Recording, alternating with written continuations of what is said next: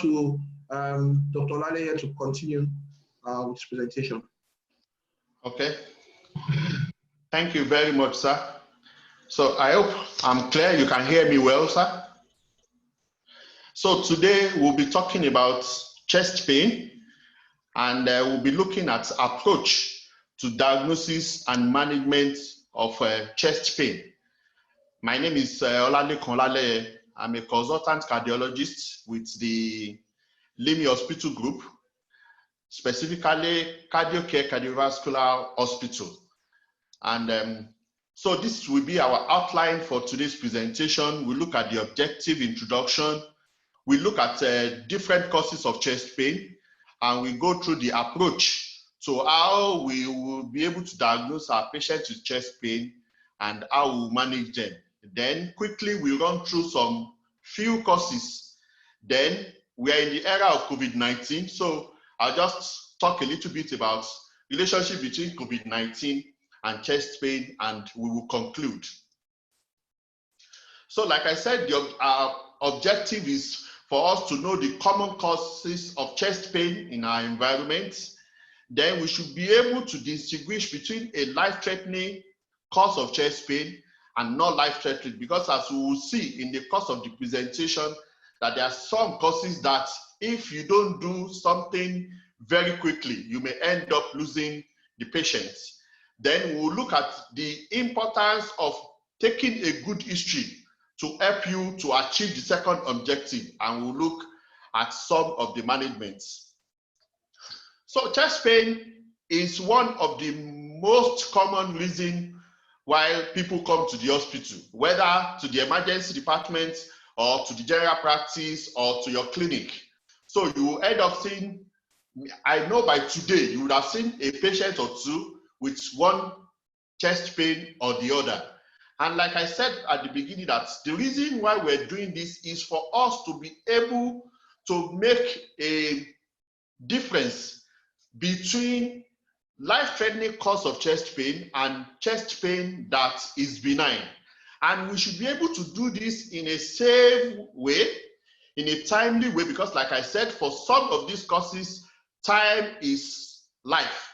If you waste time, you will lose some of these patients. And we should be able to do it in a cost-effective manner, meaning that for a patient with maybe a musculoskeletal chest pain, you may not need to ask the patient to go and do angiography. So you have to be able to use your clinical acumen to make some of these decisions in a safe, timely, and cost-effective manner.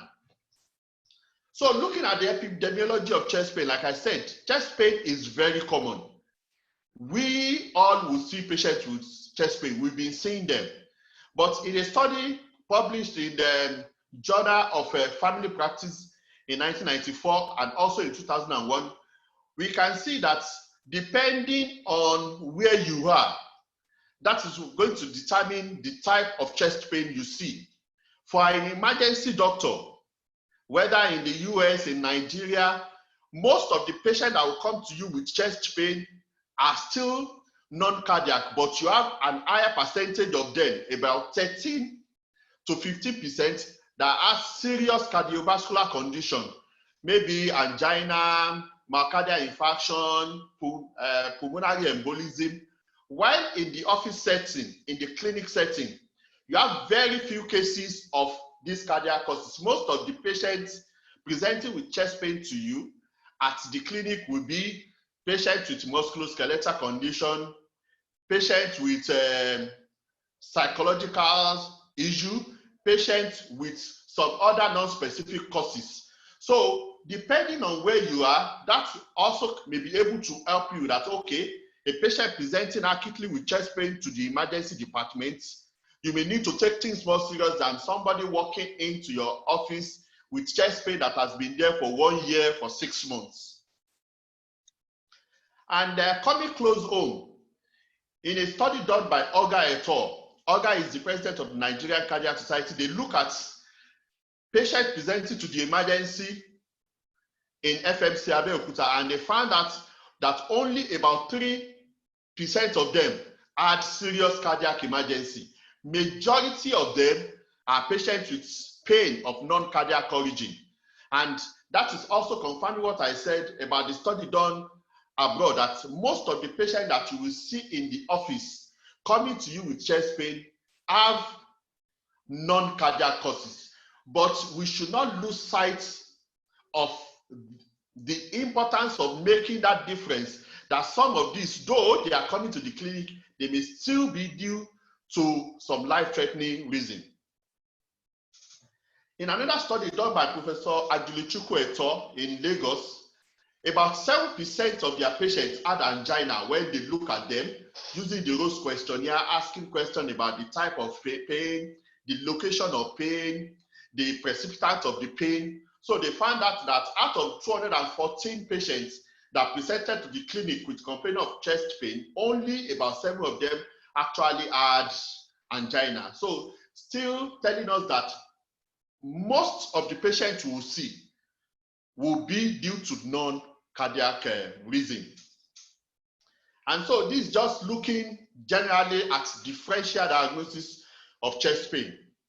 Like I used to tell patients when I see them that everything in the chest, right from the skin to the rib cage, to the lungs, to everything there could give rise to chest pain. So all chest pain is not due to heart attack, myocardial infarction, but we should also look at every other thing: skin infection, psychological reason, musculoskeletal chest pain, gastrointestinal causes from reflux to esophagitis, peptic ulcer disease, and all the rest.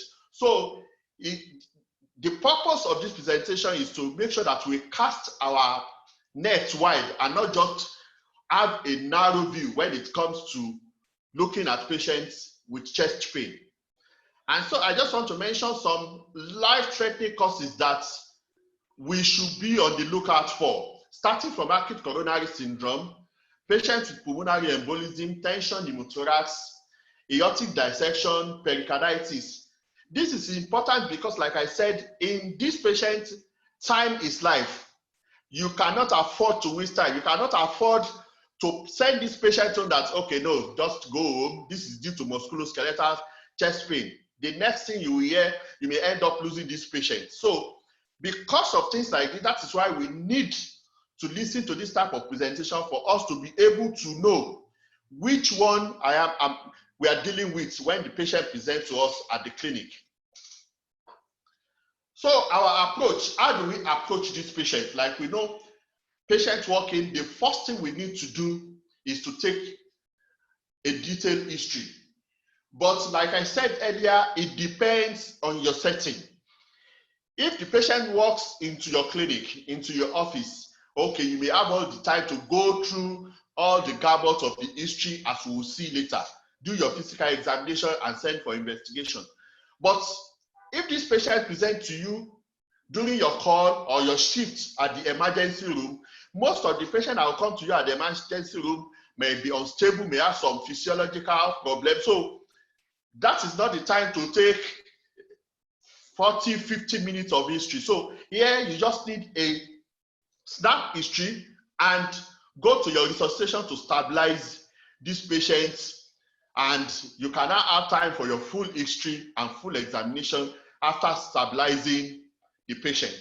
So it depends on your setting. That is what is going to determine how you will go. But like I said, the first thing you want to do is to take your history. And we can use any of the pattern that I've stated, because they both cover the most important thing you need to know. And like I said, you want to know the onset of the pain. You want to know the aggravation factors, relieving factor.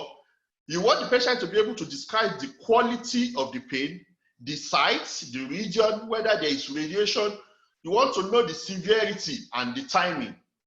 And this is important because each of these is going to shed light on what the possible reason for the chest pain is. Starting from the onset, a patient presenting with a pain that starts suddenly is different from a patient that has a pain that is gradual in onset. For example, a patient with aortic dissection will present to you with a sudden onset pain, While a patient with angina, acute coronary syndrome, the patient will present with a pain that starts gradually and is getting worse with each new episode.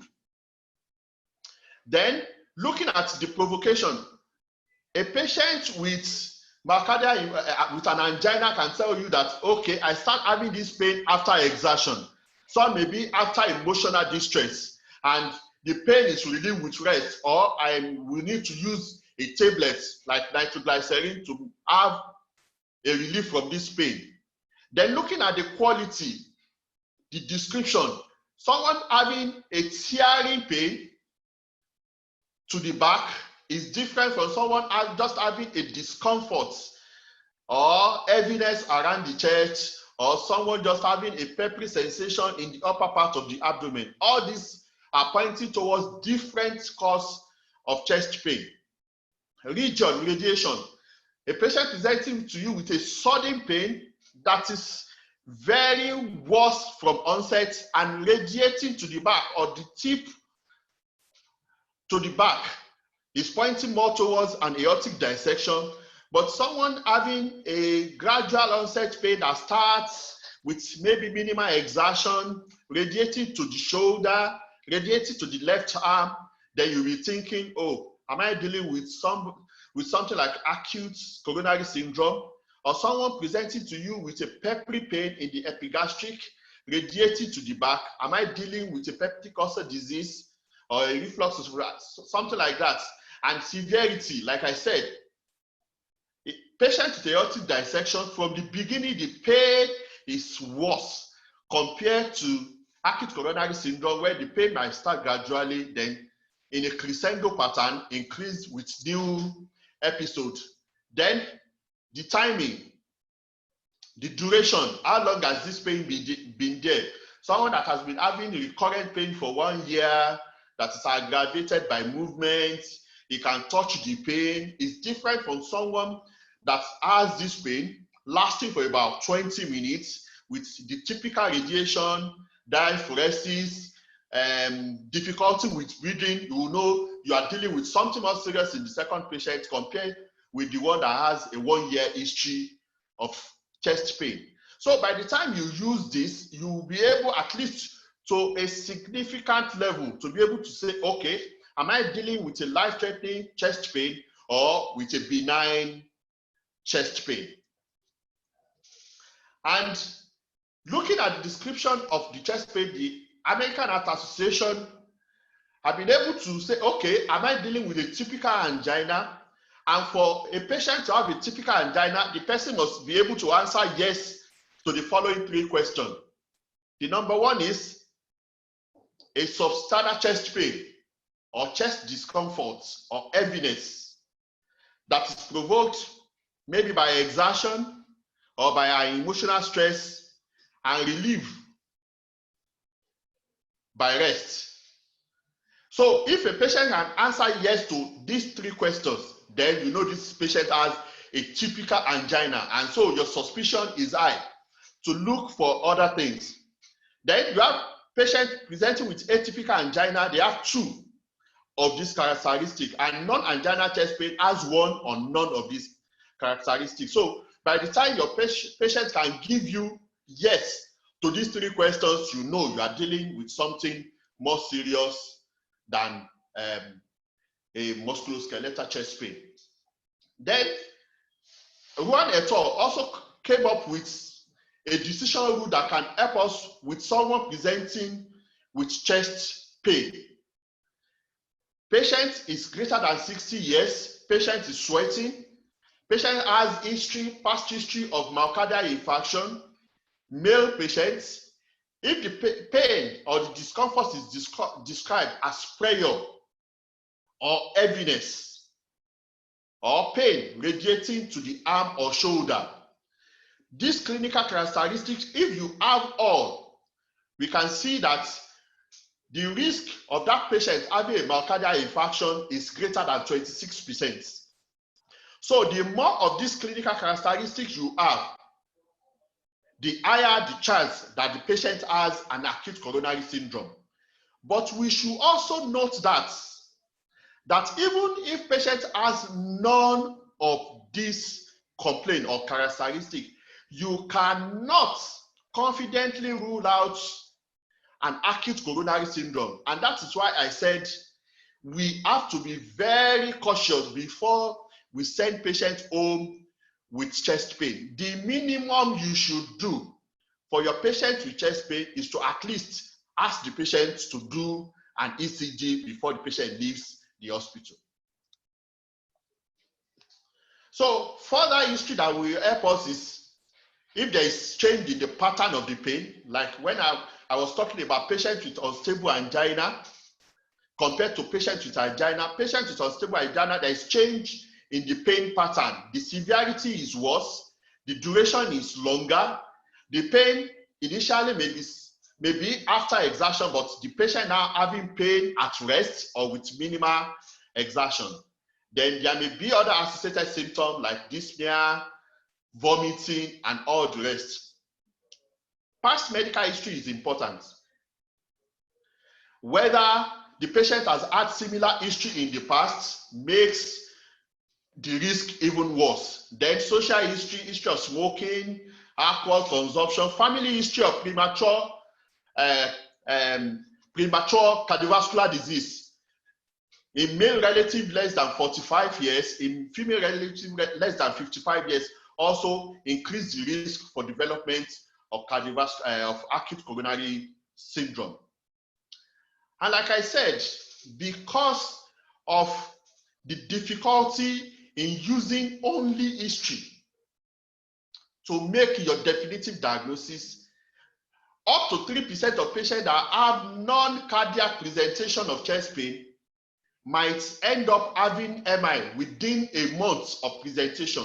So that is why when patient is presenting, like I said, the minimum you can do is to tell the person to do an ECG, especially when there are other risk factors like old age, male patients, coexisting diabetes, hyperlipidemia, and all those.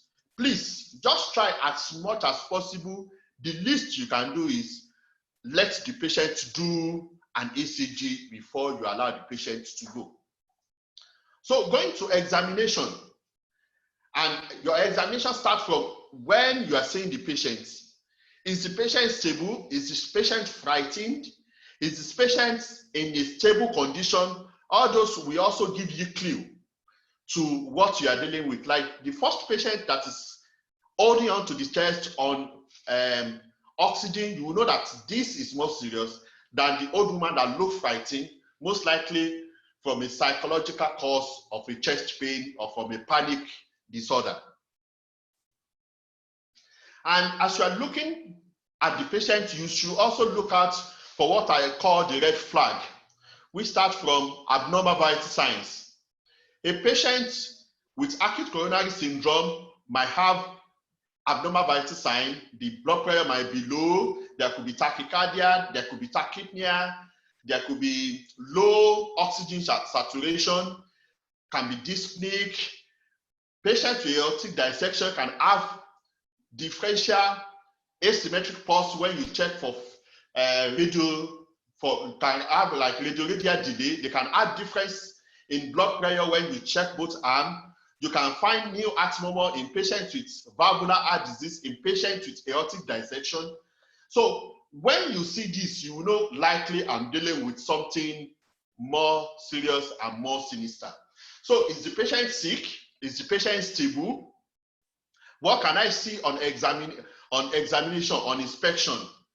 Is the patient at rest? Is the patient restless? Then by the time you start listening to the chest, whether there is murmur, whether there is normal breath sound, whether the percussion note is dull. For example, in another cause of life-threatening cause of chest pain, patient having like a tension pneumothorax, by the time you percuss the chest, on the affected side, the percussion note is resonant due to the ear trapping in the pleura. But by the time you auscultate, the breath sound is very low. Then you may go ahead, check for the trachea. Trachea might be deviated to the contralateral side. So this is telling you that, okay, am I dealing with a patient with a pneumothorax? So all these are important for you to do. Don't just listen to the chest pain. No, go, your chest pain, you've been coming every day. The fact that a patient came previously with a chest pain that looked like a musculoskeletal chest pain does not mean that the new presentation is still musculoskeletal chest pain. So let's just take our time to do our history and do our physical examination. Then, raised jugular venous prayer crepitation might show features of heart failure. This you can find in patient that has myocardial infarction affecting the right side of the heart, affecting the right ventricle, or patient might actually have heart failure complicating myocardial infarction. So this is very important. Examination of the abdomen. You examine your patient and your patient have epigastric tenderness. That might raise your suspicion that most likely maybe I'm dealing with a peptic ulcer disease. You look at the extremities. Look at swelling. Is there a unilateral leg swelling? If you have a unilateral tender leg swelling, then that may be pointing to a possibility of deep venous thrombosis. So that's raising your suspicion. Is this person having a pulmonary embolism? Look at Oman sign. Oman sign is tenderness at the calf when you dorsiflex the foot. Though this is not advisable again, because doing that might actually dislodge the clots in the lower limb, giving the patient pulmonary embolism. But if the Oman's test is positive, it's also a pointer to a DVT and by extension pulmonary embolism. Then, looking at the blood pressure, in patients with aortic dissection, they can have both hypertension and hypotension. You can have differences in blood pressure between both arms, greater than 20 millimeters of mercury in the systolic blood pressure. That may also be pointing you to possibility of an aortic dissection. So, taking a good history, doing a good examination would have helped you at least up to 80% to be able to place these patients in a category whether it is a life-threatening cause of chest pain or a life-threatening cause. But like I said, both your history and examination may not be enough. Most patients will still require additional investigation. And the decision to do this is how fast I should do this, not whether I should do it. Because like I said, all your chest patients with chest pain must have at least an ECG before they leave the hospital. So what are the investigations that you will do? Like I said, number one, ECG.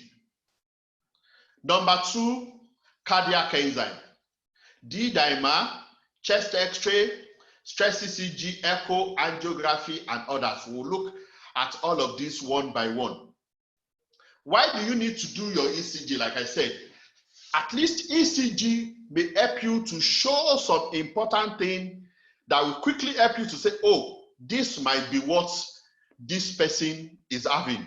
And we should note that the fact that the ECG is normal does not totally rule out a life-threatening cause of chest pain. About 5% of patients presenting with chest pain with normal ECG still end up having acute coronary syndrome. So the fact that you have done an ECG does not 100% rule out this thing.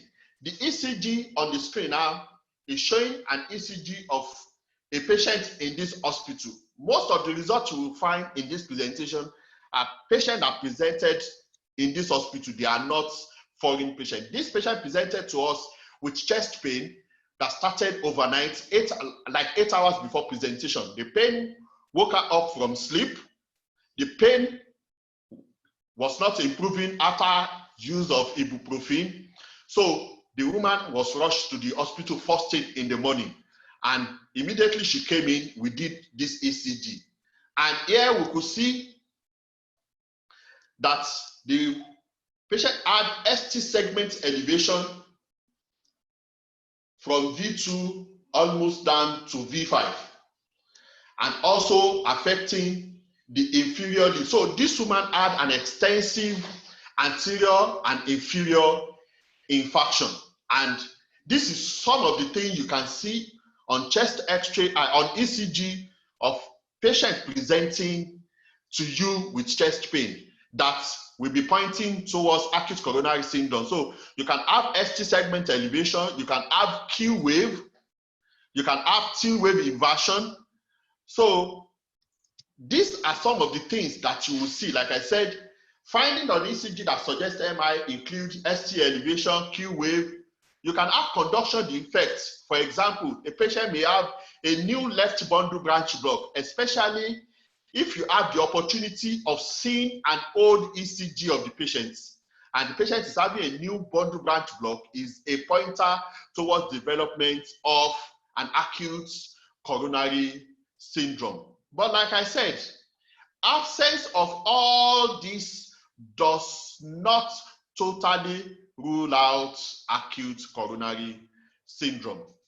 For a patient with pulmonary embolism, what do you see on their ECG? The most common thing you see on their ECG is sinus tachycardia. Sinus tachycardia is the commonest feature you see on the ECG of patients with pulmonary embolism. Then you can see the typical S1Q3 T3 that we always talk about. That is S wave in lead 1, Q wave in lead 3, and inverted T wave in 3. But this is only found in about 20 to 30% of patients with pulmonary embolism. But like I said, the commonest feature you see in them is sinus tachycardia. You can see right axis deviation. You can see features of right atrial enlargement, and you can see the typical S1Q3 T3. Then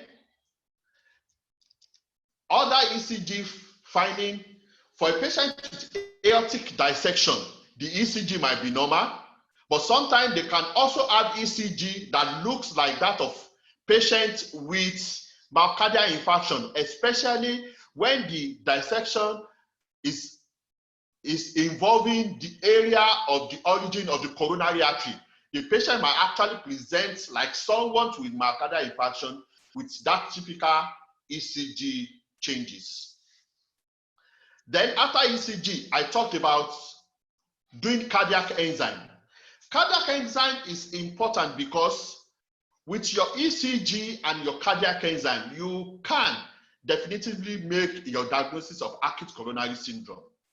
And checking your cardiac enzyme, especially the troponin, is very important. And when you're checking your cardiac enzyme, it is advisable that you do a serial troponin test, because a 1-point cardiac enzyme test may be normal, and that is not enough for you to rule out an acute coronary syndrome. So you check your cardiac enzyme when the patient is presenting. Then between 6 and 8 hours after, you do a repeat, and this will help you. Once this is elevated, okay, you'll be able to know, okay, most likely this is what this patient is having. The D dimer is important in patients with DVT and pulmonary embolism. A normal D dimer with a Wells score less than 2, we'll still look at Wells score later, actually totally rule out the possibility of a pulmonary embolism. But someone with a high Wells score greater than 2 and elevated D dimer, we need further examination and investigation to actually rule out the possibility of a pulmonary embolism. Your chest X-ray is important because your chest X-ray will help you whether this patient is having a chest infection, a pneumonia, which is also a cause of chest pain, whether this patient is having a pneumothorax, whether this patient is having aortic dissection where you have a widening mediastinum. So a chest X-ray is also very, very important in investigating your patients with chest pain. And when you have done your ECG, your rest ECG is normal, your cardiac enzyme seems normal, and the patient still has an intermediate risk of development of acute coronary syndrome, the American College of Cardiologists advise that that is a candidate that should be sent for a stress ECG. And what is done during a stress ECG is to induce this ischemia in this group of patients, because what is the reason for this chest pain is due to imbalance in the oxygen supply and oxygen demand of the myocardium. And by the time you stress this patient, you may be able to elicit this imbalance and see this the changes on the ECG. And this is just looking at some of the indication for stress ECG in patients with chest pain, which include detection of coronary artery disease in patients with chest pain who have intermediate sclerosis for ACS. Then some patients, they only have their chest pain after exercise. At rest, they are stable. So in evaluation of this patient with exercise-induced symptom, you need to send them for stress ECG. For assessment of chronotropic competence, some people with exercise, instead of the heart rate, the blood pressure to be increasing, instead the reverse is the case. This group of people also need to do stress ECG. And even when you have intervened, a patient with chest pain have done catheterization, some have done surgery, you will need to assess their exercise capacity. They also need to do a stress ECG. So it is important both in diagnosis, even after the management. And I hope we can see this. This is a stress ECG of a patient that was sent to us with chest pain that is precipitated by exertion. The rest ECG was normal, cardiac enzyme was normal. So looking at this, looking at my cursor on this side, this is the rest ECG. The ECG before the patient started the exercise, and we can see this looks typically normal. But this is the same patient after 6 minutes of exercise. I don't know whether you can appreciate the ST segment depression from V4 to V6 in this patient.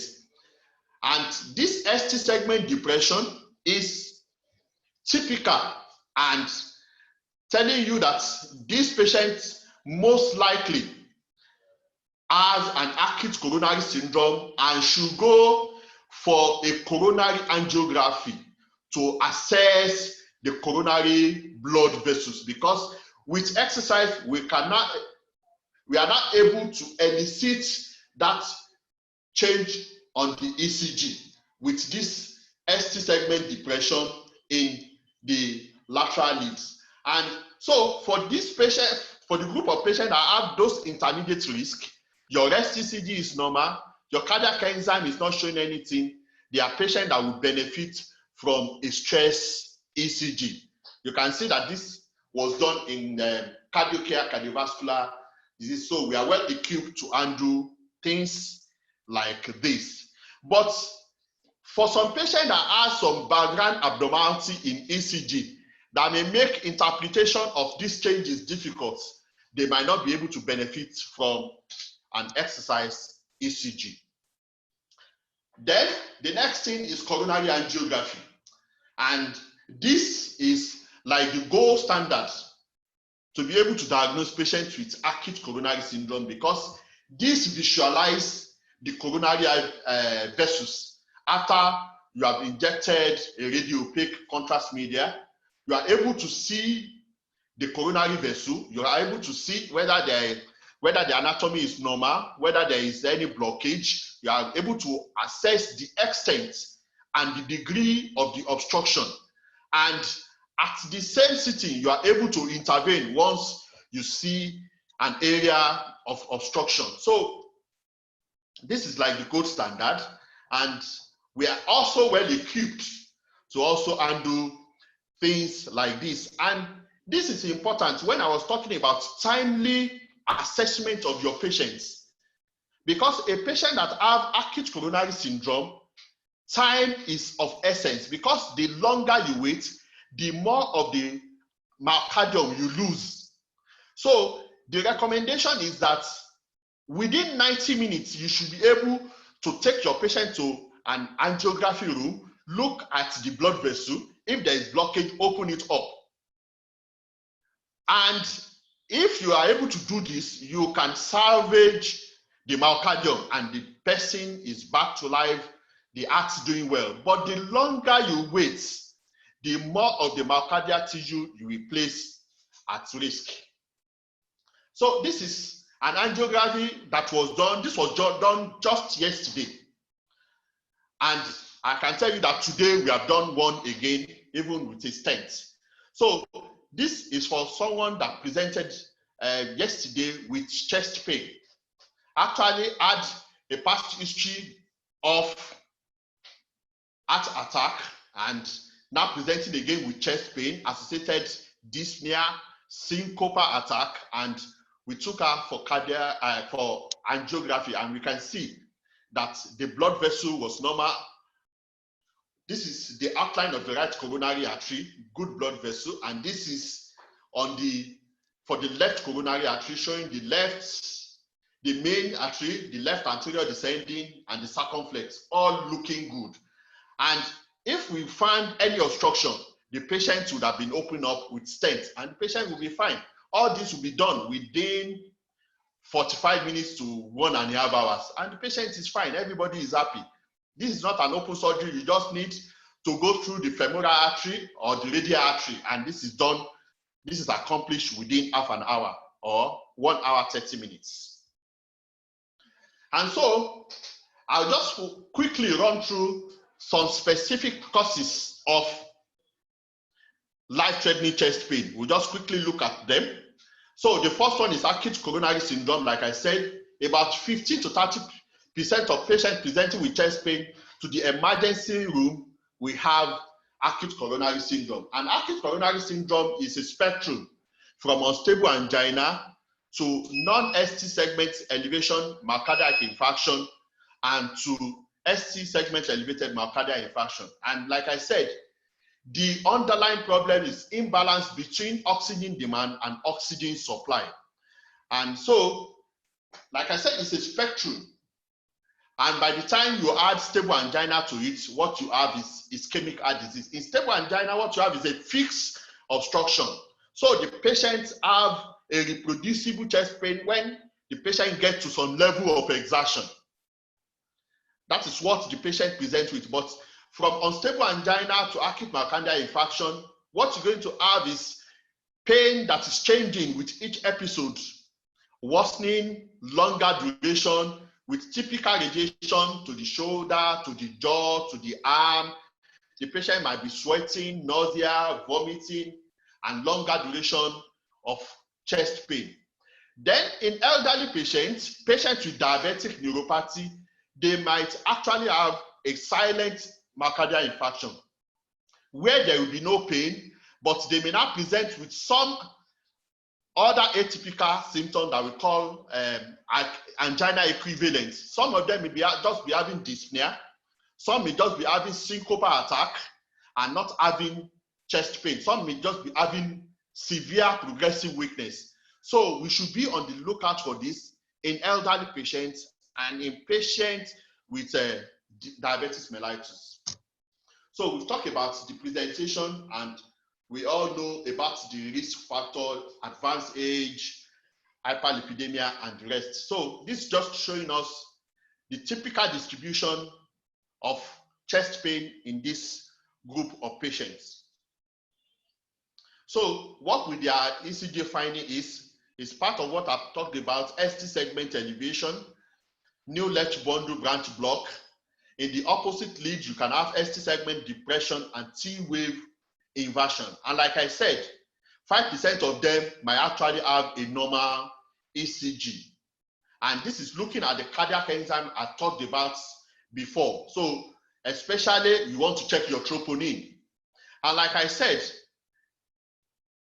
a serial troponin check is better than a once time. Like I said, at initial rise between 2 to 4 hours.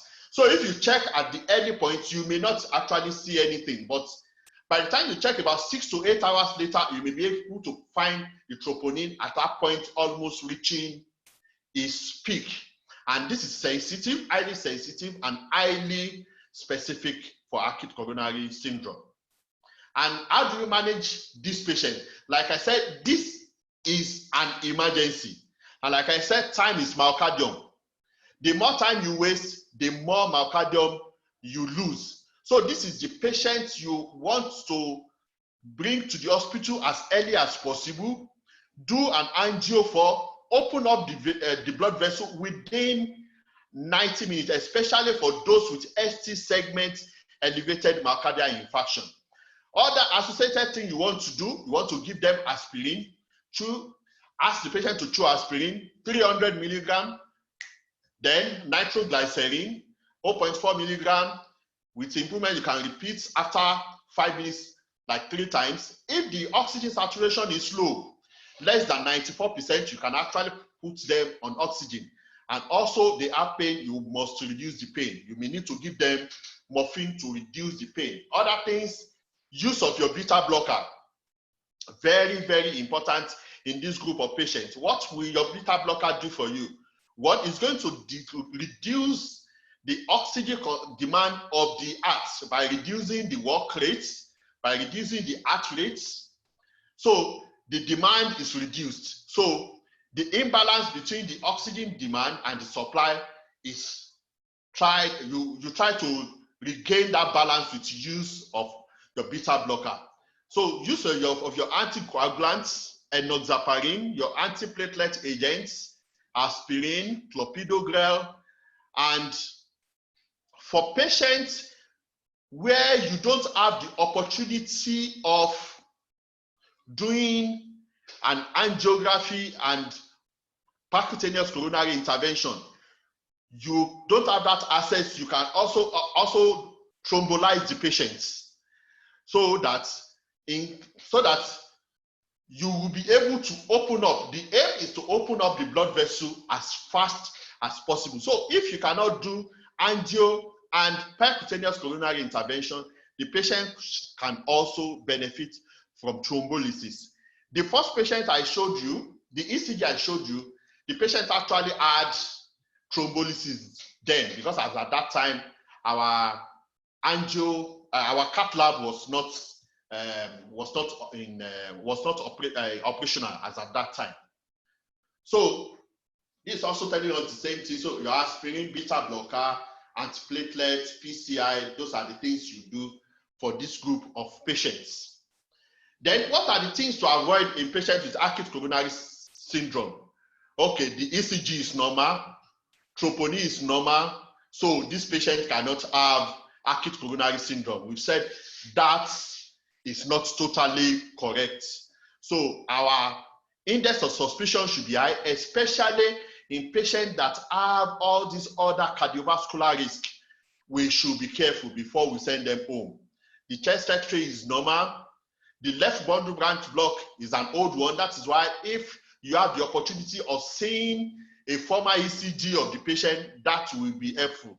Young patients do not have MI. We have seen a lot of very young people with this presentation. And I also talk about angina equivalent, especially in women, in elderly patients, and in patients with diabetes mellitus. Okay, another case I want to quickly look at is pulmonary embolism. Like I said, when you have a clot dislodging from the limbs and now going into the pulmonary vasculature to cause a ventilation-perfusion mismatch. This patient also presents with acute onset chest pain. They can have cough, they can have hemoptysis. Due to right ventricular affectation, they may present with features of right heart failure, which include raised JVP. So for this group of patients, you also need to act fast. And in them, typical, most common presentation along with chest pain is dyspnea. The chest pain is sharp. Like I said, they can also present with hemoptysis. And the risk factors for development of deep venous thrombosis is listed here: venous stasis, hypercoagulability, and damage to the endothelium. And on physical examination, tachycardia, tachypnea, Like I said, features of right ventricular failure. The patient can have low oxygen saturation, hypoxia. Because of the failure of the right side of the heart, the patient can actually have hypotension, because with right heart failure, the return to the left side of the heart is also reduced. So patients may present with patient like heart failure, hypotension, and all the rest. Then on the ECG, like I said, most frequent finding is sinus tachycardia, then the S1Q3, T3. And like I mentioned, D-dimer is important. D-dimer in a patient with a low risk or low well score can actually rule out PE, meaning you have to look at something else. But positive high D-dimer, high well score, then you need to further investigate the patient to make sure that you are not dealing with pulmonary embolism. Chest X-ray will help here, because you can see some of these things that I've listed here: elevated hemidiaphragm, pleural-based wedge-shaped infiltrates. Then you can see lung collapse. Then it could be normal in about 30% of patients. So the well score that I talked about, this is going to help you to be able to place patients whether at low risk of pulmonary embolism, moderate or high risk. And what you are looking for: clinical signs and symptoms of DVT, which include unilateral lower limb swelling, calf pain. You can see sign of inflammation. If that is positive, pulmonary embolism is the likely diagnosis. Then if the patient has tachycardia, if the patient has history of immobilization or surgery in the past, then previous diagnosis of pulmonary embolism or DVT, if there is hemoptysis, and if patient has malignancy or treatment within 6 months. So like I said, if this patient scores 2, below 2, this is a low risk. Coupled with a low D-dimer, then this patient does not have pulmonary embolism. But if the score is 2 and above with positive D-dimer, then you need to do further investigation to rule out pulmonary embolism. And further investigation that you may do include ventilation perfusion scan, pulmonary angiography, which is the gold standard. And how do you treat this patient? You need to remove the already formed clots. No, the body deals with the clots, but you need to prevent further formation of clots by use of your anticoagulants. And for those that have cardiovascular compromise, right heart failure, hypotension, hypoxia, like patients with MI, they also need to go through thrombolysis, because if you don't open up the vessel, you are going to lose the patients. This is showing us the ECG features that I talked about later. Then another cause that I also talk about is aortic dissection. Acute aortic dissection is very, very life-threatening. And the literature said about 30 to 40% of them will die within 7 days if you don't do something. And what happened during aortic dissection is that there is tear of the tunica intima, leading to the creation of 2 lumen. You have the true lumen and you have a false lumen within the tunica media. So with each contraction of the heart and with aid of elevated blood pressure, more blood is pumped through the first lumen, increasing the tear, and that can lead to so many complications depending on the type of aortic dissection the patient is having. So how do they present? This patient presents with sharp pain that is severe from onset, and depending on the location of the tear, that is what is going to tell you the location of the pain. For those patients having aortic dissection of the ascending aorta, what they have is anterior chest pain that is radiating to the back. So you have like a tearing, ripping pain going to the back. But for those one having tear in the descending aorta, their pain may actually be located towards the back. So the presentation depends on the size of the tear. And what are the risk factors? Hypertension is the number one. Then patients with connective tissue disease, patients with Marfan syndromes, all these people, they are prone to development of aortic dissection. And like I talked about during the examination, they may have elevated blood pressure, but after the tear, instead of having hypertension, they might actually have hypotension, especially when it is involving the aortic roots with acute aortic dissection and heart failure. They could actually present with hypotension. They can have pulse, radioradial difference in the pulse. They can have difference in the blood pressure in both arms. And they can also present like a patient with myocardial infarction when the site of the coronary, the origin of the coronary artery is affected.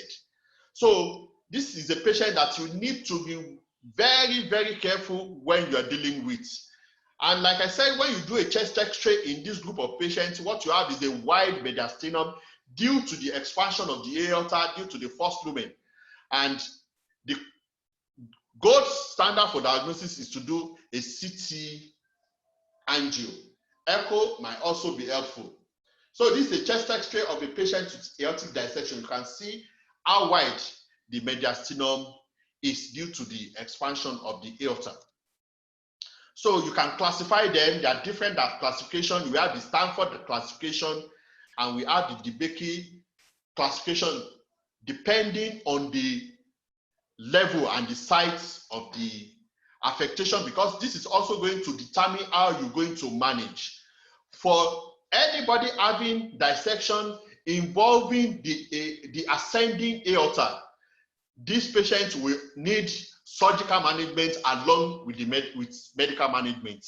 But for those having dissection involving only the descending, this one might do well only with medical intervention.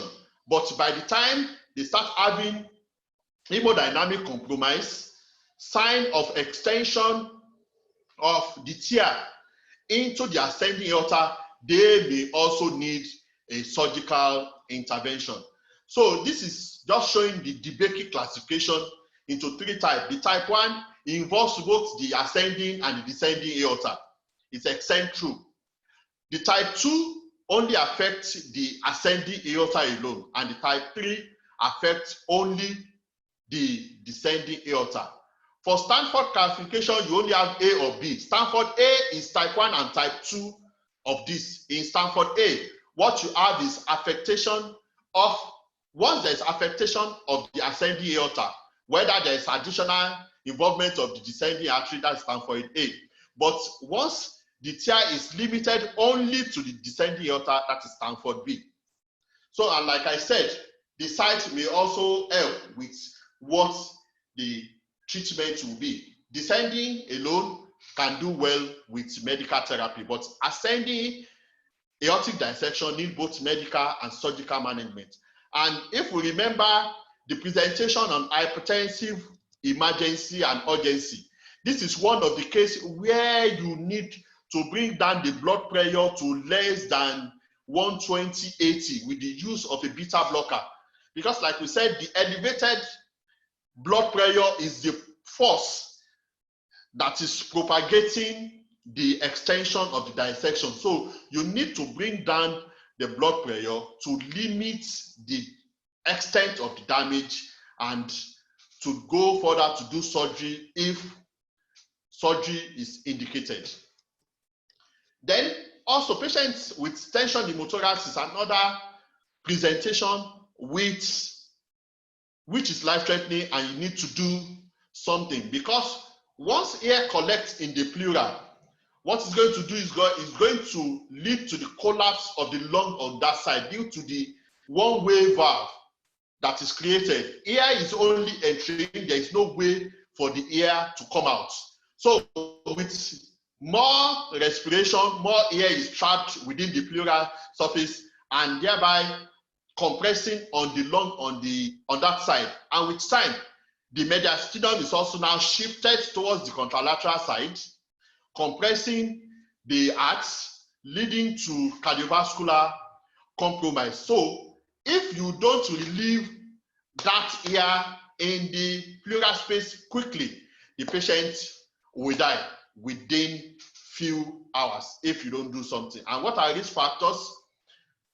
Any underlying lung tissue, COPD, cystic fibrosis, tuberculosis, even asthma, some connective tissue disease, trauma, it could be iatrogenic, and it could be from ventilation. So this is just a chest X-ray showing hyperlucency of the lung due to pneumothorax. So, like I said, it could be spontaneous in a patient with no underlying lung disease, that is primary, especially in young, tall, thin male smokers. So due to rupture of a valve, there is no underlying lung damage. And in the secondary cause, you have patients with underlying lung damage. And this is what happened in those with tension pneumothorax. You can see that the air has totally compressed the lung on that side, now shifting the mediastinum and compressing the valve. So the venous return to the right atrium is going to be affected, supply to the right ventricle is affected, and whatsoever is going to go to the left ventricle is also going to be affected. Also, the pressure on that right side is even going to limit the diastolic expansion of the left ventricle. So the patient is under so much tension, and if this air is not let out as soon as possible, we may end up losing this patient. So the patient is tachypnic, the patient is dyspneic, hypoxia, hypotension. When you percuss the chest, there is hyperresonance, and when you auscultate the chest on that side, it is silent because the lung is totally compressed. So what you need to do is to let out the air as fast as possible. This could be done once or could be done sequentially. But in this case, you may need to call in your cardiothoracic surgeon to also help you out. And we should not forget that it's not only lung heart issue. Patients with esophageal rupture will also have leakage of gastric tissue into the mediastinum, leading to infection, sepsis, and could rapidly lead to death. So patients that have instrumentation, maybe endoscopy within few days, patients with malignancy, patients with reflux esophagitis, toxic injections, attempted suicide. These are patients at which you need to look at for possibility of this. And what you find is when you do a chest X-ray, you find air in the mediastinum. And like I said, you need to act fast because of the sepsis. The patient could deteriorate rapidly. So this is an endoscopy showing a patient with tear in the esophagus leading to mediastinitis. And so patient needs antibiotics. You need to call in the surgeon because they may need to repair the tear as soon as possible. Then, now going to causes that are not life-threatening. Like we said, most of the patients you will see, especially at the clinic setting, we have either a musculoskeletal pain or pain due to psychological reason, panic attack, psychiatric symptoms. And how you will know this patient is, these patients are stable. When you look at the vitals are very stable. You can reproduce this pain. You can touch this pain. The patient can, with a finger, tell you this is where I feel the pain. The pain started after my workout. I was lifting an heavy object. When I bend, when I move. So you have all these characteristics that will help you. But like I said, the vitals are stable. But we should remember, please, even if you think it's a musculoskeletal chest pain, especially in patients with other cardiovascular risk, please investigate further. Ask for an ECG. If you have the facility to do a cardiac enzyme, please do, especially if you're having this in elderly patients, patients with diabetes, patients with lipid problem, patients with family history of heart disease. Please go further and investigate. And like I said, patients with panic attack, anxiety disorder could also have pain. They will bore you, they keep coming, the pain is there, the pain is this, the pain is this, it's not going. And you have done all this other investigation, you have done stress, everything is normal. So they could be having psychological causes of chest pain. So some of these people may need psychiatric intervention, they may need to use antidepressants, and they may need to be counseled. And what I used to do is, for this kind of patient, by the time you take them through the investigations and the results are normal, that's another way of reassuring them that you don't have an heart attack. And with the COVID-19 situation in the country, most people are presenting with chest pain because everybody is afraid. So that fear alone is making more people to present with chest pain to the clinic. And briefly before we finish, we are in the era of COVID-19 with the community transmission. And we should not forget that our patients with hypertension, heart disease, they are at higher risk of having COVID infection and having the severe form of COVID infection. And some of these patients might actually present with chest pain. They may not cough, they may not have dyspnea or whatever, but they may also present with chest pain, because we should know that the heart and the endothelium is also, they are also rich in this ACE2 receptor. So the virus can also attach to these receptors on the heart, on the blood vessel, on the myocardium. They can lead to endothelial dysfunction. They can lead to microvascular dysfunction. So this patient might actually have endothelial damage from COVID infection and present to you like an acute coronary syndrome. So it is possible. So that is why with this community transmission, we should assume that everybody has COVID, and we should protect ourselves with the appropriate use of our PPE as much as possible. Apart from endothelial dysfunction, the virus attaching to the myocardium can cause fulminant myocarditis. And patients with myocarditis will also present to you with chest pain, with heart failure, and the infection due to the cytokine storm, the inflammatory reaction it generates, can also lead to instability of an atherosclerotic plaque, leading to rupture of this plaque and leading now to formation, to thrombus formation on the plaque, and giving you typical presentation of acute coronary syndrome. So we should also be on the lookout that a patient presenting to you with chest pain also might be having COVID-19. And the fact, because of the presentation, the dyspnea, the cough, which is similar to presentation of heart failure, you might actually not be able to distinguish well, what am I actually facing? Is this COVID? Is this chest pain due to heart problem? Is this chest pain due to underlying pneumonia that this patient is having? So we need to be careful in the way we deal with this patient. But the lesson from this is that COVID-19 can also present in form of acute coronary syndrome, in form of a life-threatening chest pain. And other things that make the COVID-19 and chest pain a bit difficult is, in patients with COVID-19, the troponin 2 is also elevated. So this is another dilemma. Troponin is elevated, D-dimer is elevated. So you are a bit confused. Is it pulmonary embolism? Is it acute coronary syndrome? Is it just COVID-19 infection? So we need to raise our level. And from American Cardiology Society, what they are saying is you still need to investigate these patients.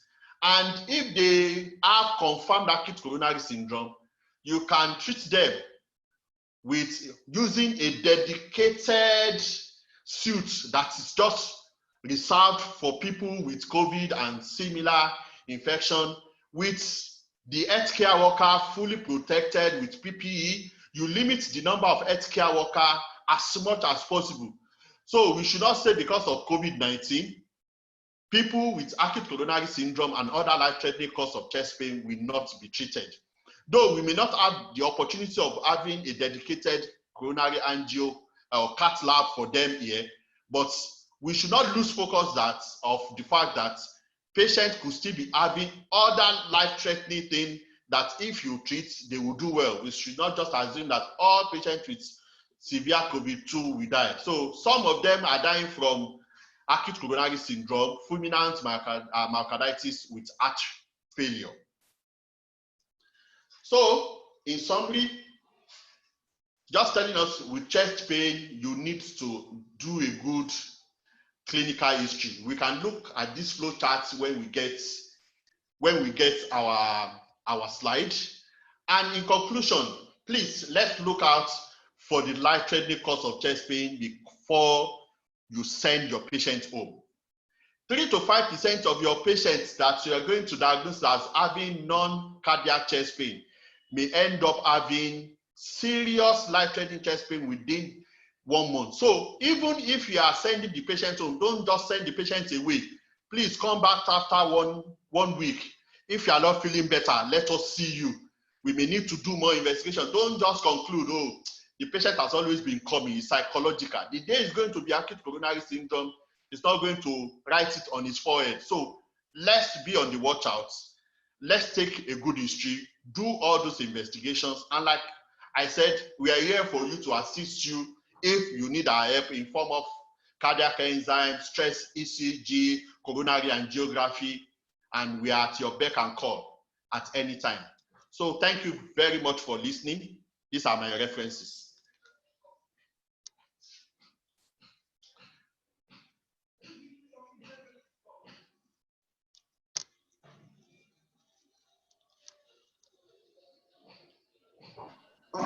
Thank you, Dr. Alex. OLALEKAN. I'm sure we found that very stimulating. I enjoyed it a lot. Quite very interesting. So we'll take questions now. If you have a question, you can put up your hand and then I'll allow you to talk, or you can use the Q&A button on the Zoom app to write your questions. The recording of this will be available afterwards, so you can still log in and rewatch the whole presentation again, including the questions that may have been answered. If you have any questions, just kindly put up your hand, and then I'll see it and I will give you opportunity to speak, or otherwise use the Q&A app, in which case we will just answer the question as it's coming. So somebody has asked a question here, saying acute myocardial infarction is a diagnostic dilemma in an elderly patient with background diabetes. Why is the presentation of acute MI different and less dramatic in this category of individuals? Why is it different? Why is the presentation of acute MI dramatic and less different and less dramatic in people with diabetes and elderly? Okay, sir. Like I said, elderly patients, diabetic patients are likely going to have what we call a silent myocardial infarction, where the typical chest pain will not be there. And that's why I said this patient falls into the intermediate to high risk because of the cardiovascular risk, the age, the diabetes. So whether the patient is presenting with the typical chest pain, this is a patient you need to investigate well. This patient needs to have an ECG, needs to have a cardiac enzyme done, because like I said, they may just present with angina equivalent, weakness, dyspnea, just sweating, and not giving you the typical chest pain. So that is the dilemma you have in this group of patients, and you need to be very, very careful with them. You need to investigate them well. Okay, so do you have any other additions to the answer? Okay, so what I will add also, yes, Dr. go ahead. No, I don't have any addition to the answer, sir. Okay, so what I will just add also is that most times the way pain is perceived in this group of people is different, number one. Number two is the autonomic neuropathy that happens in diabetes could also reduce the ability to feel or to express this pain. So sometimes they might express it in a different manner. So there's another question says, how do you diagnose the silent MIs? How you diagnose the silent MI is that you cannot use symptoms, that's all. So a patient comes in diabetic. This is why we insist that every patient you are diagnosed with diabetes, with hypertension, you must do an ECG. Comes with diabetes, he's having some abnormal sensation, he's sick for whatever reason, do an ECG. You must do an ECG. So it doesn't matter, they might come with different symptoms. Now don't forget that the angina equivalent that Dr. OLALEKAN has talked about, they just come with some sudden difficulty in breathing. Yes, there's COVID now, but if you are able to exclude COVID, you need to do an ECG in such patients that have the risk factors. They're elderly. So an elderly patient comes with breathlessness, you cannot just assume that it's nothing and go on like that. Okay, there's a question here. Please, do you advise exercise for acute coronary syndrome patients? Okay, thank you, sir.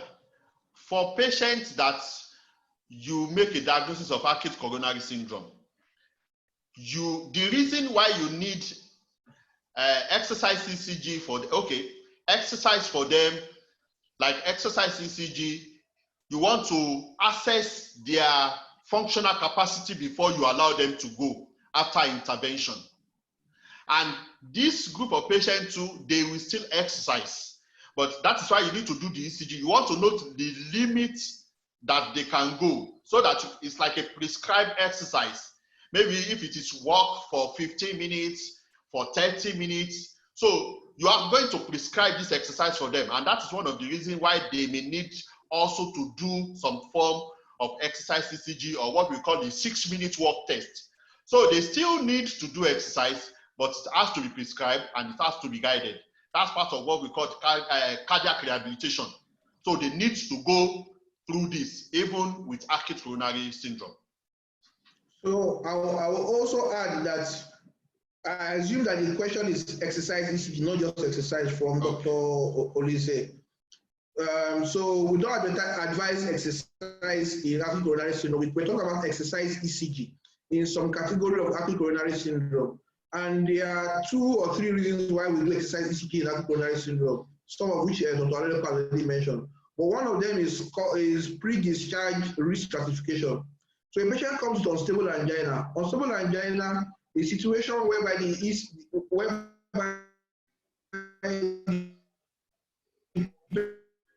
patient is not having the complete occlusion of the blood vessel. In those kind of patients, sometimes you want to decide what you are going to do for them on discharge. What you typically do for them is a pre-discharge risk stratification. And exercise ECG will let you know whether it's a high risk or a low risk patient. And this also can also help you to decide whether to go on if you are not able to do angio or not, and the patient is not so buoyant. It might help you to decide whether you must do an exercise ECG or not, and that's quite important in these patients. Okay, is there any other question again? Yes, the question and answer. Okay, so thank you very much for the presentation. Concerning tension pneumothorax, must we wait for a chest X-ray before management, or can we go ahead and treat based on clinical findings? Okay, please don't wait for the chest X-ray before you tap the patient's chest if you are sure of what you are finding on examination. Resonant percussion notes, absent breath sound, signs of hypoperfusion, hypoxia. Please, sticking your needle alone will do something. So you don't need to wait for chest X-ray.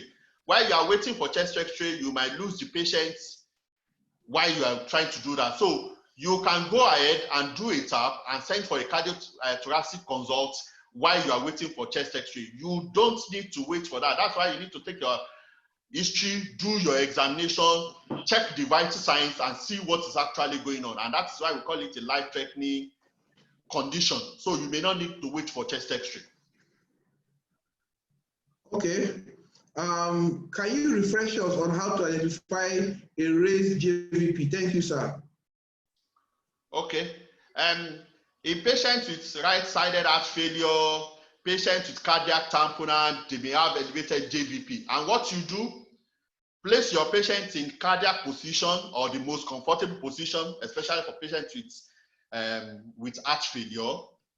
You may be able to, you may tilt the neck a bit to the other side, relax the neck, flex the neck, and look at the side of the neck.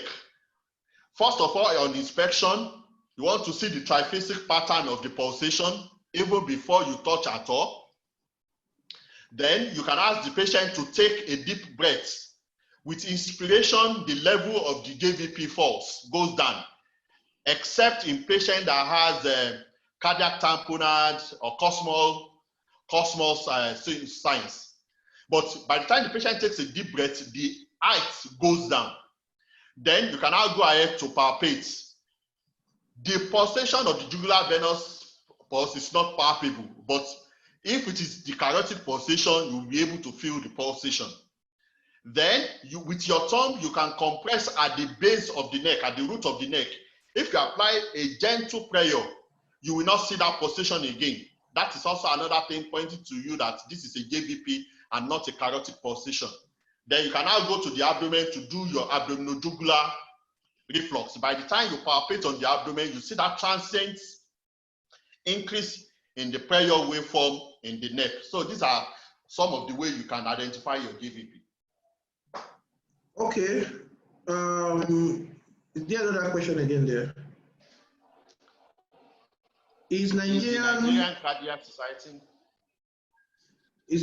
Society pursuing or influencing rolling out AED program to help reduce the, I presume that, I don't know what OHCA means, events, I mean it's cardiac arrest events we see in Nigeria? I cannot answer. I'm not sure what the Nigerian Cardiac Society is doing per se, but I think they are doing a lot of advocacy. The first point of Nigerian Cardiac Society at this point, I think, is that they are collecting data. They want to be able to approach the government with definitive data about what is actually happening, rather than just using newspaper publications and things like that. So I think that's what the Nigerian Cardiac Society is pursuing. But definitely there's a lot of work to be done. And I think it goes beyond Nigerian Cardiac Society. It goes to every one of us as doctors. There are a lot of times that patients die suddenly at places of work, in churches, and so on and so forth. What Cardiocare has done, we have tried to donate AEDs. We donated to a church here in Abuja before now, and we've also tried to educate doctors. In our opinion, the first people to do advocacy on is doctors. And so that's why we're giving these free CMEs. So it's not enough for us to know it here in Cardiocare. We want every other doctor to know what to do in terms of if a patient should have a sudden cardiac arrest. So putting AEDs is not enough. If you put AEDs and people don't know what to do, it's not going to help. So we are training doctors. We did that in the last Abuja excuse me. That is the last Abuja Cardiovascular Symposium, and maybe one of these Cardiocare webinars we might take basic life support and show it to everybody live here. So we might go on with that, and then so if doctors know it, then each of us here, we have over 100 and something participants for this Cardiocare webinar, 63 online or thereabouts, and some on Facebook. So if all of us can go to our different communities, we'll do much more than trying to influence governments or the other people like that to answer that. Somebody said, can you speak to how clinics and hospitals can draw a line in management of chest pain? Early referrals indices, trigger factors to seek a specialist intervention, knowing that door to needle or balloon time can be a huge challenge. Okay, thank you very much, sir. Like I said, what you need to do, like one, all your chest pain patients must have an ECG. So if you don't have a facility for an ECG in your setup, send the patients to a place where that can be done. If by your clinical assessment, you think this patient has something more sinister, more dangerous, that alone is enough for you to escalate and send the patient to a specialist center where comprehensive investigation and examination can be done. Not to talk of patient presenting to you with instability, unstable vital signs, features that are pointing very clear towards ACS, pulmonary embolism. Please refer them as soon as possible for investigation. The purpose, one of the lessons from this presentation is for us to be able to identify some of these red signs, some of these alarm symptoms, and be able to send this patient as soon as possible. Like we said, all these things are not casting good, but you just need to quickly use your clinical acumen and send the patient to where they can get help. I think that is what I can say about that. Okay, so while he was talking, I found a slide online that can help. So let me see if I can share it. So there's this slide online, I think it's from the American Association of Family Physicians. So a patient presents with chest pain and should have an ECG within 10 minutes of presentation, which already means that in all hospitals, if you are registered as a hospital in your facility, as a hospital, you should have an ECG machine. I think it is as important as having a SIG. You should have an ECG machine, and every member of staff should learn how to use an ECG, to do an ECG. In Cardiocare, as far as our front desk officers, we taught them how to do an ECG. Every, whether they are medical, ST elevation, if there's ST elevation MI, that's one of these ones we'll talk about ECG. If the ST segment is elevated, admit and manage according to the guidelines, some of which we have talked about. But essentially, you should try and get them to a cath lab, or you should try and thrombolize them, or get them to a center that can manage them immediately. If you cannot do that, and you are in a rural area or you are far away, one of the things you should do is you should start management. And management means that you give MONAS, M-O-N-A-S. M for morphine where available. That is, you can give IV or syrup morphine to reduce pain, to reduce allay anxiety, and to increase pulmonary venous flow. Okay, so that's one thing that you can do. The second thing you can do is to give oxygen if SpO2 is less than, that's MONAS, M-O, I'm on O now. You give oxygen if SpO2 is less than 94%.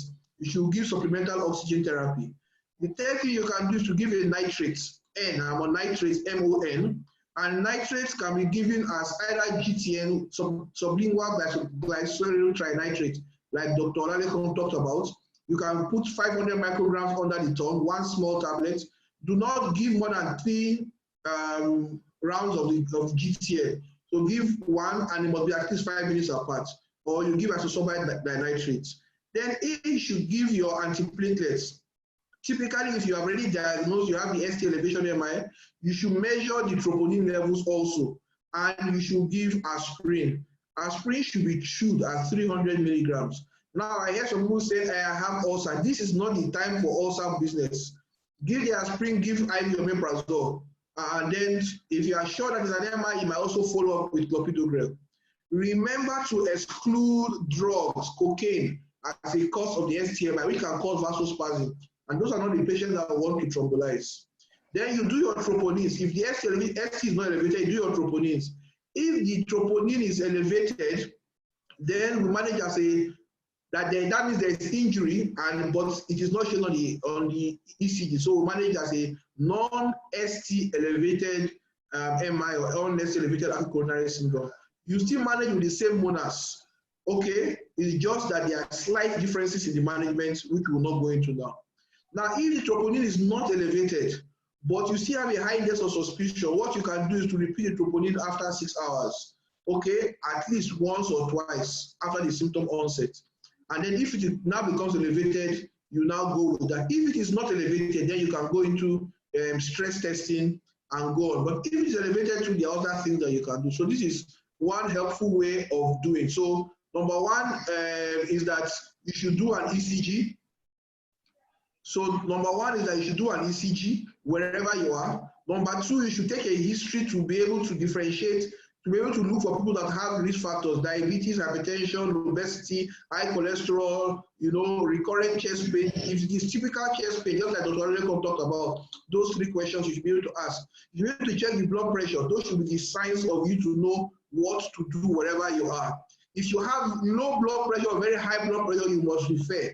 If you have fluid filled in the lungs, that's crepitation, you must know to refer. If you don't know what is wrong, refer. Also, you are not sure what you are doing, refer. Now, if I can see somebody, next question says, what do we do in Lagos traffic? You can always use WhatsApp. You can always use a phone. You can call a colleague nearby. You can snap an ECG and send to somebody. This is the 21st century. So far you have the basic healthcare. You can always get assistance to somebody and do what is necessary for them. I think that will help answer this is now trigger factors to seek special intervention. All patients with acute coronary syndrome must see a specialist. All patients. Don't go ahead saying that we are not giving you all the tools to manage. We are giving you the tools to recognize, to be able to make the diagnosis, to do what you need to do first before getting them across to a specialist. Preferably a specialist with ability to intervene. Okay, so in Lagos, there are about 2 or 3 centers that can intervene. In Abuja, Cardiocare is here that can intervene. You can easily send them, and most of the north doesn't have anywhere, but Cardiocare is about 90 minutes by flight to most of the north in a non-COVID era. So that's what you can do. So is there anything a general practitioner can do in the case of acute pulmonary air embolism before referring to a tertiary hospital? Dr. OLALEKAN, pulmonary air embolism in Lagos with serious hold up for a GP before referring. I pray you are not in this kind of situation, because this person needs to get to the hospital as soon as possible. You need to stabilize oxygen, you need anticoagulation and thrombolysis, depending on how the presentation is. So like the MD said, you could make a call, a WhatsApp call, discuss with a colleague, discuss with someone what the presentation is. But like I said, this person needs to get to the hospital as soon as possible, except maybe a general practitioner that has some things in his car, maybe an enoxaparin or something that he could quickly give to the patient while still making an attempt to get the person to the hospital. I think the thing is to get to the hospital as soon as possible. As possible. Yeah, so if you are already a GP, one of the things you can do is start, if you are sure of your diagnosis, start an anticoagulation. At least give 1 dose of Clexane, 40 milligrams, if you think you are dealing with pulmonary embolism. Now, if it's air embolism, that's a very difficult one because the mortality rates are quite high. And so, first of all, anticoagulation, oxygen, and then you try and have an ECG or something while you are trying to refer. But as much as possible, once you have done the first ones, start getting the patient to an ICU capable center that can intubate, that can take over breathing, that can resuscitate. Okay, we have a question, right now will be the last question. A patient who has been diagnosed with acute coronary syndrome or has just had thrombolysis or PCI is a road traffic risk to himself and society. There should be clear protocol for initially suspending all driving and gradually resuming driving after a symptom-free period. How can Cardiocare blaze the advocacy trail by liaising with road safety and the wider public in this regard? Okay, so Cardiocare will continue to do what we can do, which is to teach. I think that is the role that we are playing now. Everybody should have a role, and that is to teach. Whenever we are given the opportunity to speak to road safety officials, we definitely will speak to them.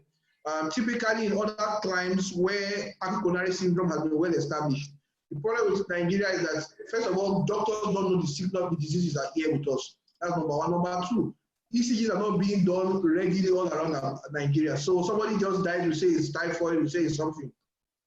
Number 3, where ECG is being done is not being able to be interpreted properly. And so people don't make the correct diagnosis for patients. So before we can go to road safety, what we need is data. And so what we'll do is first train everybody, that's what we are doing, and everybody should be able to handle it properly. Okay? There's a question, chest pain in pregnancy, safe investigations, ECG, the tilt should be towards the mother. Okay, so in pregnancy, I think it's a comment. Okay, it's a comment from Dr. Nicole and a consultant obstetrician. She says chest pain in pregnancy, ECG should be towards the mother. So you do the ECG more rather than going towards chest X-ray, and you have to be almost sure that it is a chest finding before you start rushing for chest X-ray. Not that chest pain, pregnant woman, you just say, they say we should do chest. No, we're not talking about that. Do an ECG, have an intelligent guess of what is happening, and then determine what is happening.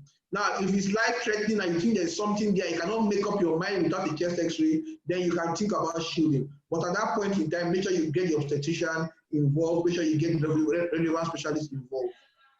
Okay? Okay, somebody says, well, it was disconnected. How many are we? We are over 60-something people currently joined up and learning about this. Now, Dr. Lawal says, what is the difference between angina, acute coronary syndrome, ischemic heart disease, and MI? Very fantastic question. I like that question. Okay. Ischemic heart disease is like an umbrella name that consists of stable angina and acute coronary syndrome. So when you talk of ischemic heart disease, you are talking about stable angina and acute coronary syndrome. Acute coronary syndrome is also a spectrum of unstable angina, non-ST segment elevated myocardial infarction, and ST segment elevated myocardial infarction. ST segment elevated myocardial infarction is what we popularly call myocardial infarction. The difference between unstable angina and non-ST segment elevated myocardial infarction is that in the end stemming, you have presence of cardiac enzyme. In unstable angina, the patient has symptoms, but there is no elevation of cardiac enzyme. So ischemic heart disease is stable angina plus ACS. ST segment elevated ACS is the same thing as myocardial infarction. Angina or angina pectoris is the description of the pain the patient described. That's 3 characteristic substernal chest discomforts that is brought on by exertion or emotional distress, and that is relieved with rest or use of nitroglycerin. I think I'm clear enough. Wow, I think that's very fantastic. I hope that was clear, Dr. Lawal. If you need any further clarification, just kindly raise up your hand so that we can go ahead and further clarify. Okay, very clear. Good. Dr. Olise has a question, or I can see your hand raised up. Do you want to talk, Dr. Olise? I have unmuted you. You can go ahead and talk, Dr. Olise. Dr. Olise, do you want to talk? I can see your hand is raised, or you raised it by mistake. Okay, great. Maybe he raised his hand by mistake. Okay, great. So once again, thank you. I will just give some final information for everybody before we go.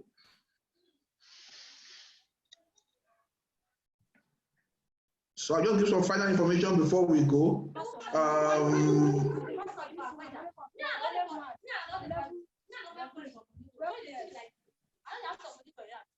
Dr. Olise, your voice is on. Hello? Yes, you have a question to ask? It has been answered already. Thank you very much. Okay. All right, so I will just go on to talk about Cardiocare. Cardiocare essentially, okay, Abdullah Hussein has raised his hand. Abdullah, you have a question? Let me just unmute you. So Abdullah, you can go ahead and talk. You have a question? Unmute yourself and just talk. Abdullah Husseini. Okay, can you hear me? Yes, I can hear you. I just want a clarification on this STMI because Okay. he showed a what do you call it, an ECG where there's ST depression. So the STMI, is that ST depression part of the non-ST elevation cardiac infarction? Yes, so non-ST elevation cardiac. Okay, thank you very much. Okay, so thank you very much for your question. I'm sure other people have this question. Thank you for asking, and other people will benefit from it. Non-ST elevation MI essentially is a situation whereby there is a myocardial infarction happening, but on the ECG there is no ST elevation. What typically you will see on the ECG is a range of other findings. You could find Q waves, you could find ST depression, or you could find just tachycardia or something else, but you don't find ST elevation in the patient. But more commonly, we see ST depression or we see Q waves in the patient. And then when you go on to do your troponins, you now see an elevated troponin. Serum troponin is a marker of myocardial injury. So once the myocardium is injured, troponin enzymes start leaking from the myocardium, so to speak, and therefore will pick it up raised in the blood, typically within 3 to 6 hours after the chest pain has started. So if you pick it up, then you can say that the person has had an MI, but the ECG is not showing us that there's an MI. So that, and there's a distinction in how you manage such patients. Okay, so that is why we have to differentiate them. So if a patient is coming with you with chest pain, you think it's an MI, having an ECG may not be enough. You need to also have an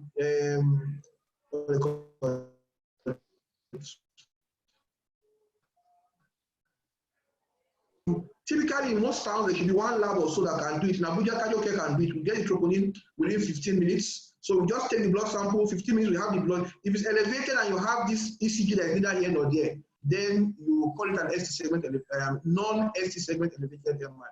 Dr. OLALEKAN, do you have anything to add? Okay, sir. He said the ECG that was shown, we should not forget that when you have ST segment elevation, there is what we call reciprocal changes. So the ECG I showed ST segment elevation from V2 to V4 and also in the inferior leads. But when you have that, you have what we call a reciprocal change in the area facing the area of infarction. So in the area facing the point of infarction, what you have is ST segment depression and T wave inversion. In the area of infarction, you have ST segment elevation and maybe Q wave and T waves like that. So we should not mix it together. In patients with non-ST segment elevated myocardial infarction, like the MD said, the ECG will show other things. It could just be T wave inversion, or maybe ST segment depression, or maybe tachycardia, but you won't see the typical ST segment elevation on that ECG. Thank you.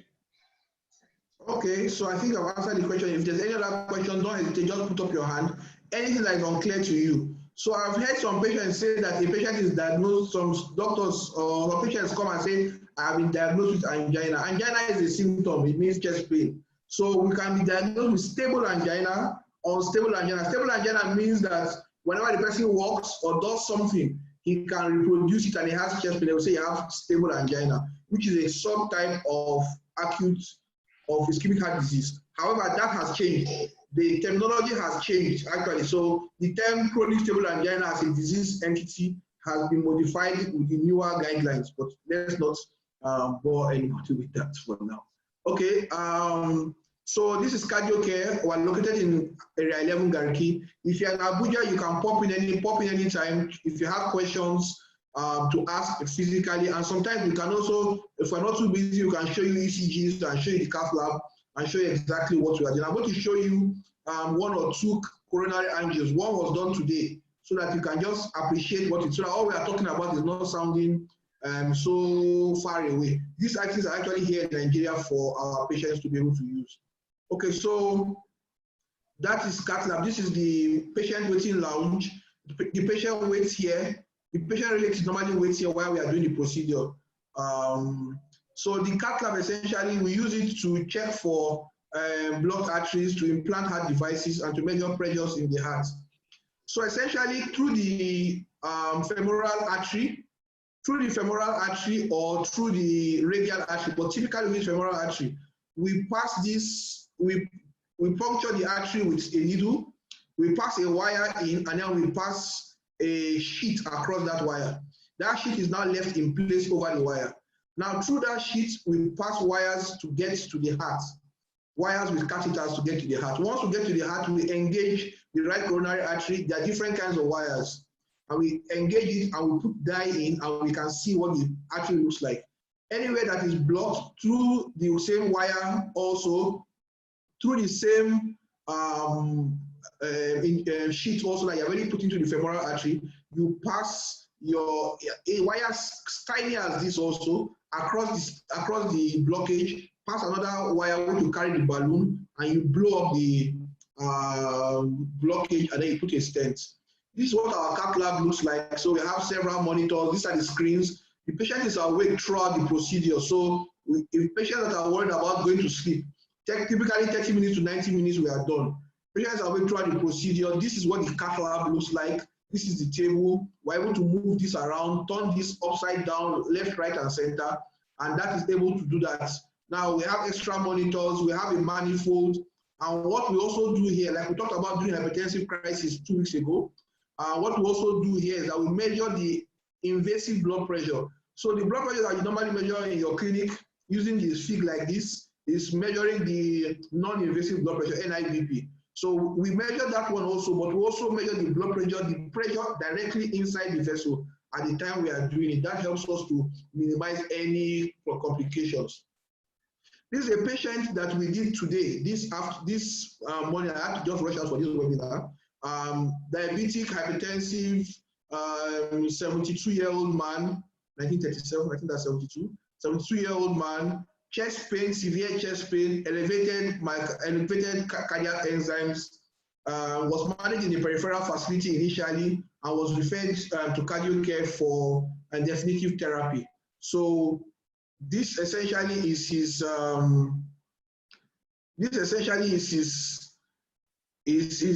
coronary angio, and you can see that. I think we can all see. If you look up there, you can see that there's some blockage there. I will try and highlight it for you. Can we all see that? So you can see this is the left main. This is why you are seeing here is the catheter. We have passed the catheter through the femoral. It has come up. It has hooked in the aortic arc, and this is now inside the left coronary artery. This is the left main. It continues into the left anterior descending, and this is the left circumflex. Now you can see here, right there, you can see narrowing of the blood vessel. So you can see the normal size of the blood vessel. You can see severe narrowing. Okay, so this patient had SL elevation V1 to V4 and was unable to get angio immediately, had to be delayed for several reasons, developed a stroke while waiting. Then the family now decided, okay, that they will agree to come on admission and they will agree for the procedure. So they were also afraid of that. And then by the time we were doing this coronary angio, the SL elevation has actually come down, but now we are seeing Q waves from V1 to V4. And so this is, I forgot to put the picture afterwards. So afterwards, we opened it up and then let that be. Okay, so now this is not a blocked, sorry. This is not a blocked LAD. This is a procedure whereby we put in,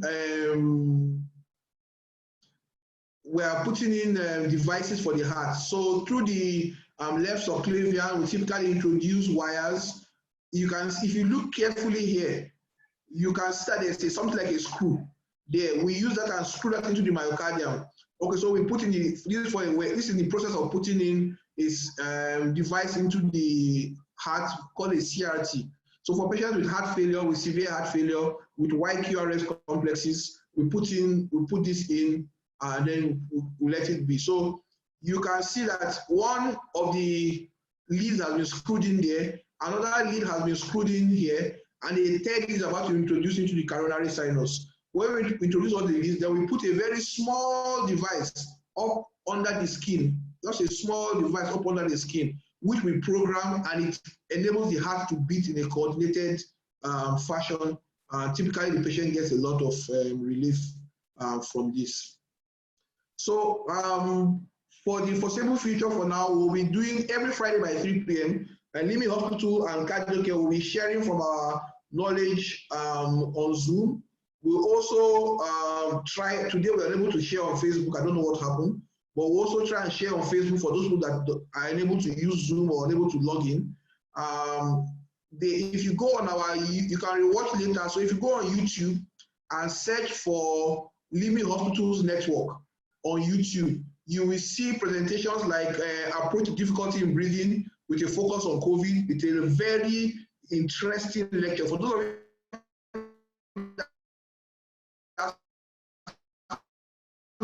you you can also just send us an email to this email address, and if you need CMEs too, send us an email to this email address with your full name as you want it to appear. So send us an email with your full name as you want it to appear. When we get that email, we'll give you a link that you answer some questions to be sure that you understand what was taught and what is not as difficult, it's just to be sure that you were here, that's all. Okay? Now, if you go on YouTube, typically within 24 hours, most of our presentations are there. COVID and pregnancy, hypertensive crisis, a very detailed talk on how to deal with severe hypertension is also there. And then you can also go back on Zoom using your same credentials and then log in and also will watch this same presentation on Zoom. Okay, so under cardiology in Cardiocare, we do interventional cardiology, which I've tried to explain, clinical cardiology. We do echo, which is an advanced echo. We do the 2D Doppler. We do resting and stress ECG, and also Holter. So sometimes patients are having an abnormal reading in their hearts. So patients are having palpitations and so many things like that. What you need to do sometimes, the ECG may be normal. So what we do is to attach an ECG for the patient for 2 days, so as long as 4 days. And during that period, we pick any abnormalities that are there, and then we're able to give appropriate treatment. Spirometry, Holter, BP, cardiac monitors are there. Diabetes endocrinology, Dr. Alfonso is also here, and we also do metabolic medicine here as well every day. The other thing that we do every other time is neurology. So we take care of acute strokes. Of course, we have to be careful in the era of COVID, so we try and screen to make sure that we don't mistakenly admit the wrong person in. So stroke medicine, seizures, epilepsies, EEGs, headache syndromes, and movement disorders are all things that we handle as well. So dialysis is available and nephrology is also available. And we have special discounts for people that book appointments ahead of time, quite significant discounts.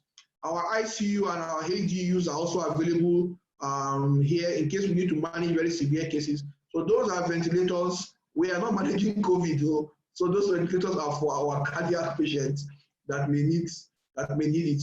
Then beyond that, we also do rheumatology and complex internal medicine that may be needed by patients from time to time. Limi Hospital is bringing this, and Cardiocare is a member of Limi Hospital, essentially. So next week we'll be having another talk, and that's we'll be sending you emails just like we did before.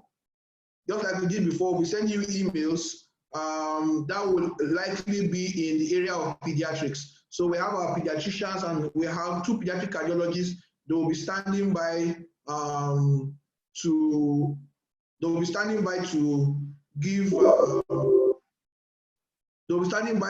the talk on several things. So we will let you know what the next topic is. Will be on Friday 3 p.m. Just dedicate your Friday 3 p.m. to learning. It will be something that you will find value for your time. So I hope you've had value for your time throughout this meeting. Thank you very much for joining us. We are always excited to share from our knowledge base. Different of our consultants are always available. If you have any further questions after this, you can also still send your questions to cardiocaresymposia@gmail.com. We'll also be happy to receive referrals. And if you send us a referral, do include your email address so that we can give you information about this. So if you send a patient in with something, we can easily send you an email saying, I think we got such a referral recently. We'll send an email back saying, okay, this is this and this is that. Thank you all for coming. I'm sure you had value for your time. God bless you all. Have a nice day.